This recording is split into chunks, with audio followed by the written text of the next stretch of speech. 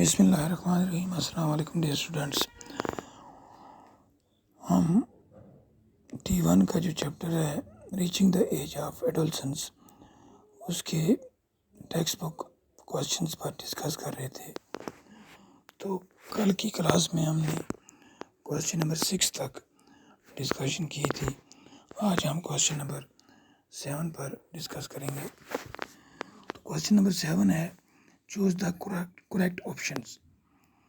यानी यहाँ पर हमें 3-4 ऑप्शन दिए गए हैं, उसमें से जो करेक्ट है वो हमें चूज़ करना होगा। ए पार्ट है adolescents should be careful about what they eat because यानी एडोलसेंट्स जो हैं उनको केयरफुल रहना चाहिए अपने खाने पीने के लिए, क्योंकि नंबर 1 ऑप्शन है proper diet develops their brain. यानी प्रॉपर डाइट से उनके ब्रेन जो हैं वो डेवलप होते हैं।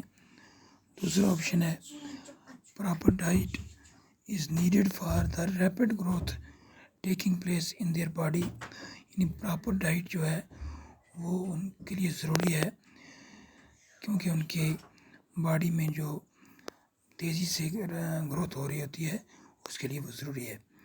तीसरा ऑप्शन है adolescents feel hungry all the time. Adolescents जो हैं उनको हर वक्त भूख महसूस होती रहती है। चौथा ऑप्शन है test buds are well developed in teenagers.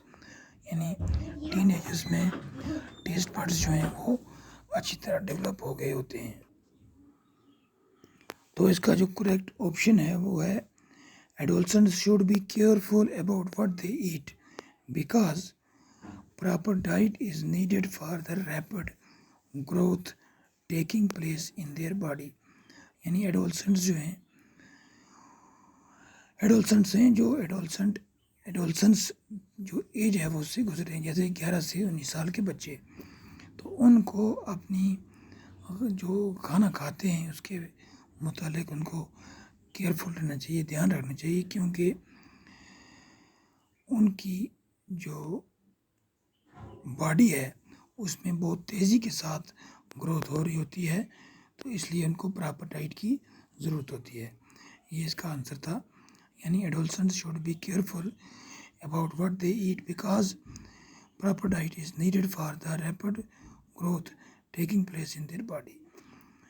B part है reproductive age in women starts when their number 1 menstruation starts, number 2 breasts start developing, number 3 body weight increases and number 4 height increases।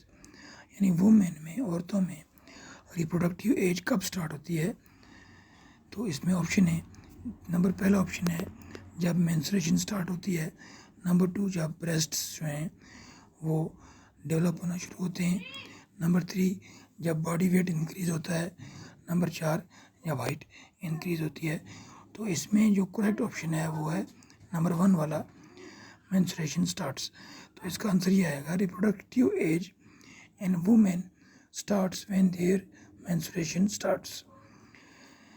C part है the right meal for adolescents consists of number 1 chips, noodles, coke, number 2 chapati, dal, vegetables, number 3 rice, noodles and burger, number 4 vegetable cutlets, chips and lemon drink.